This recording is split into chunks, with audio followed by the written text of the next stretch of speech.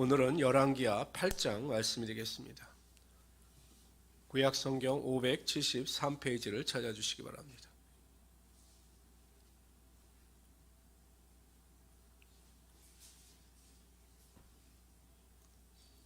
구약성경 573페이지 열왕기하 8장입니다.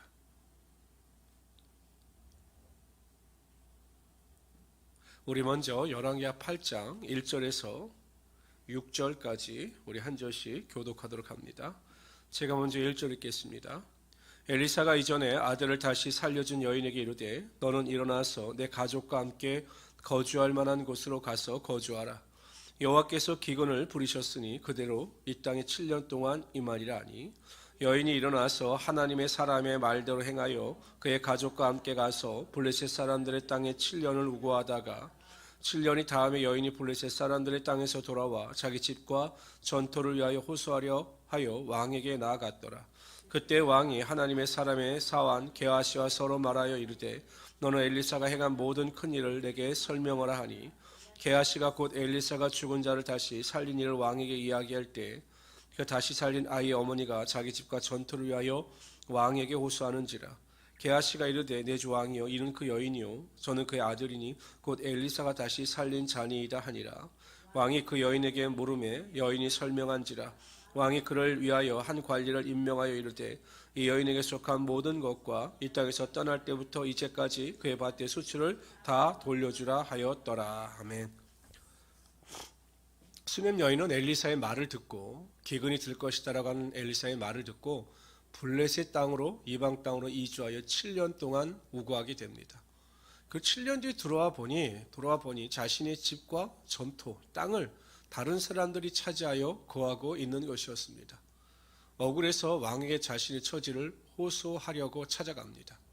근데 그때 왕궁에서는 어떤 일이 일어나고 있었냐면 왕이 게하시, 엘리사의 사한 게하시를 불러서 과연 엘리사가 사람을 죽은 것을 살렸다는 일이 있는데 그 이야기에 대해서 자초지종을 이야기해 달라라고 말하고 있었습니다. 그리고 게하시가 그 죽은 아들이 살아난 이야기에 대해서 하고 있는데 그때 그 여인이 딱 들어오는 겁니다. 어찌 보면 게하시도 놀랬고 아마 그 여인도 놀랐을 것입니다. 게하시가 설명하기 너무 편했죠. 바로 이 여인입니다. 왕이 그 이야기를 듣고 한 관리를 지명하여 그 여인이 잃었던 그 집과 전토를 다 되찾게 하여 주셨습니다. 뿐만 아니라 그 동안에 있었던 그 밭에서 났었던 모든 소출에 대한 수입도 그 여인에게 다 되돌려 주었습니다. 오히려 그 여인이 구하던 것보다 더 많은 것을 얻게 되었던 것이죠. 하나님의 말씀에 철저히 순종하는 자는 하나님께서 모든 것을 다 책임져 주시는 것입니다. 하나님의 말씀에 순종하여 그대로 행하는 자들의 삶에는 절대 하나님께서 손해가 임하지 않게 하여 주십니다. 오히려 이 여인처럼 자신이 생각하고 구하는 것보다 더 넘치도록 하나님의 축복이 임하게 하여 주시는 거죠.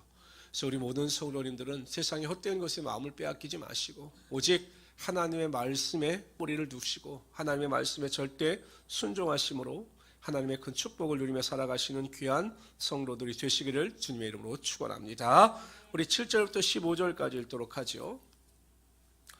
엘리사가 다메섹에 갔을 때 아람왕 베나닷이 병들었더니 왕에게 들리기를 이르되 하나님의 사람이 여기 이르렀나이다 하니 왕이 하사엘에게 이르되 너는 손에 예물을 가지고 가서 하나님의 사람을 맞이하고 내가 이 병에 살아나겠는지 그를 통하여 여호와께 물으라. 하사엘이 그를 맞이하러 갈 때 다메섹의 모든 좋은 물품으로 예물을 삼아 가지고 낙타 40마리 싣고 나아가서 그의 앞에 서서 이르되 당신의 아들 아람 왕 베나닷이 나를 당신에게 보내 이르되 나의 이 병이 낫겠나이다 하도이다 하니 엘리사가 이르되 너는 가서 그에게 말하기를 왕이 반드시 나으리라 하라. 그러나 여호와께서 그가 반드시 죽으리라고 내게 알게 하셨느니라 하고 하나님의 사람이 그가 부끄러워하기까지 그의 얼굴을 쏘아보다가 우니 하사엘이 이르되 내 주여 어찌하여 우시나이까 하는지라. 대답하되 네가 이스라엘 자손에게 행할 모든 악을 내가 알미라. 내가 그들의 성에 불을 지으며 장정을 칼로 죽이며 어린아이를 맺히며 아이웬 부녀를 가르리라 하니 하사엘이 이르되 당신의 개같은 종이 무엇이기에 그런 큰일을 행하오리이까 하더라. 엘리사가 대답하되 여호와께서 내가 아람 왕이 될 것을 내게 알게 하셨느니라 하더라. 그가 엘리사를 떠나가서 그의 주인에게 나아가니 왕이 그에게 묻되 엘리사가 내게 무슨 말을 하더냐 하니 대답하되 그가 내게 이르기를 왕이 반드시 살아나리이다 하더이다 하더라. 그 이튿날에 하사엘이 이불을 물에 적시어 왕의 얼굴에 덮음에 왕이 죽은지라. 그가 대신하여 왕이 되니라. 아람 왕 베나닷이 죽고 하사엘이 왕이 됩니다. 물론 오늘 본문에 보면 엘리사가 하사엘이 왕이 될 것을 알았습니다. 그러나 이미 열왕기상 19장 15절에 보면 하나님께서는 엘리야를 통해서 엘리야가 그 이세벨 여인의 위협에 우울증에 빠져서 또 하나님께서 그를 부르셔서 시내산에서 그를 회복시키고 나서 사명을 주실 때 사무엘 왕 열왕기상 19장 15절에 보면 이렇게 말씀하십니다. 여호와께서 그에게 이르시되 너는 내 길을 돌이켜 광야를 통하여 다메섹에 가서 이르거든 하사엘에게 기름을 부어 아람의 왕이 되게 하고. 근데 어떤 사연인지 모르지만 엘리야가 그 사명을 감당하지 못하고 하늘로 들려 올라갑니다. 그래서 아마 엘리사에게 그 사명을 알려주었던 것으로 보입니다. 그래서 가서 엘리사가 하사엘에게 그것을 선포합니다. 그리고 그 예언대로 하사엘이 아람 왕이 되는 이야기가 본문의 내용입니다. 결국 하나님은 믿는 자의 하나님이실 뿐만 아니라 믿지 않는 자의 하나님도 되십니다.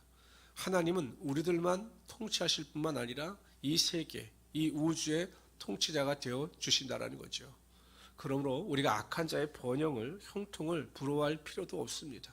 하나님께서는 반드시 택한 자들을 높이시고 택한 자들에게 하나님의 은혜와 축복이 임하게 하여 주시는 거죠. 그래서 우리 성도들은 세상을 바라볼 때 악한 자의 형통을 부러워하지 마시고 이 세상의 주관자가 되시고 통치자가 되신 하나님이 나의 하나님이 되심을 감사하시면서 그 은혜 가운데 승리하며 살아가시는 귀한 성도들이 되시기를 주님의 이름으로 축원합니다. 16절부터 29절까지 읽도록 하죠. 여기는 유다 왕 여호람과 아하시야 왕에 대한 이야기입니다. 이스라엘 왕 아합의 아들 요람 제5년에 여호사밧이 유다의 왕이었을 때 유다 왕 여호사밧의 아들 여호람이 왕이 되니라. 여호람이 왕이 될 나이가 32세라 예루살렘에서 8년 동안 통치하니라. 그가 이스라엘 왕들의 길을 가서 아합의 집과 같이 하였으니 이는 아합의 딸이 그의 아내가 되었음이라. 그가 여호와 보시기에 악을 행하였으나 여호와께서 그의 종 다윗을 위하여 유다 멸하기를 즐겨하지 아니하였으니 이는 그와 그의 자손에게 항상 등불을 주겠다고 말씀하셨음이었더라. 여호람 때 에돔이 유다의 손에서 배반하여 자기 위에 왕을 세운 거로 여호람이 모든 병거를 거느리고 사일로 갔더니 밤에 일어나 자기를 에워싼 에돔 사람과 그 병거의 장관들을 치니 이에 백성이 도망하여 각각 그들의 장막들로 돌아갔더라. 이와 같이 에돔이 유다의 수하에서 배반하였더니 오늘까지 그리하였으며 그때 림나도 배반하였더라. 여호람이 남은 사적과 그의 행한 모든 일은 유대왕 역대지략에 기록되지 아니하였느냐. 여호람이 그의 조상들과 함께 자매 그의 조상들과 함께 다윗성에 장사되고 그의 아들 아하시야가 대신하여 왕이 되니라. 이스라엘 왕 아합의 아들 요람 제12년에 유다 왕 여호람의 아들 아하시야가 왕이 되니 아하시야가 왕이 될 때 나이가 22세라 예루살렘에서 7년을 통치하니라. 그의 어머님의 이름은 아달랴라 이스라엘 왕 오므리의 손녀이더라.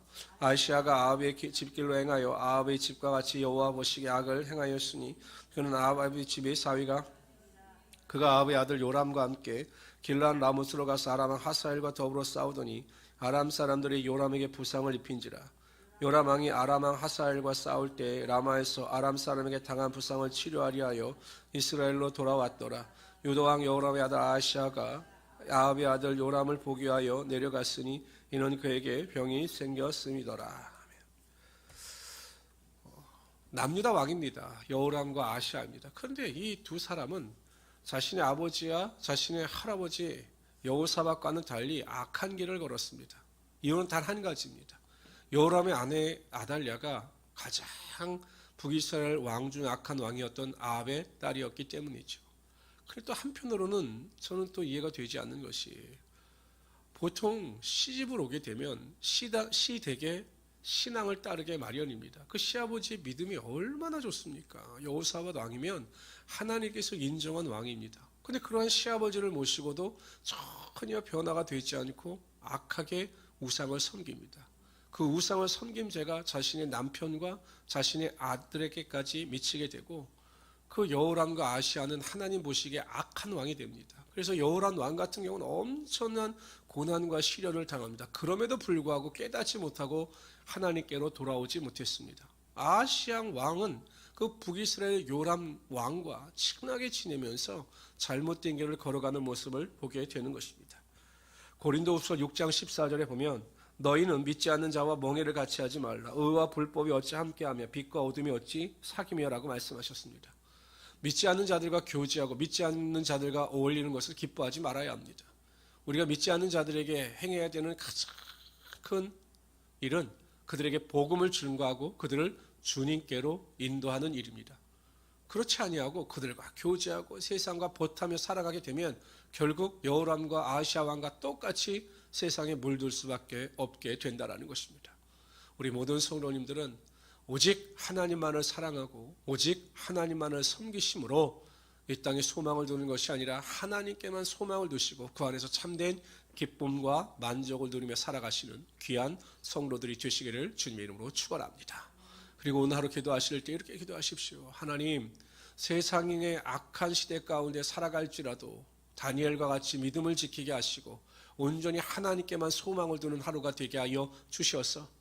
믿음 안에서 참된 은혜 가운데 거할 수 있는 하루가 되게 하여 주시옵소서. 이러한 믿음의 기도를 들으시는 또한 승리하시는 우리 성도들이 되시기를 주님으로 축원합니다.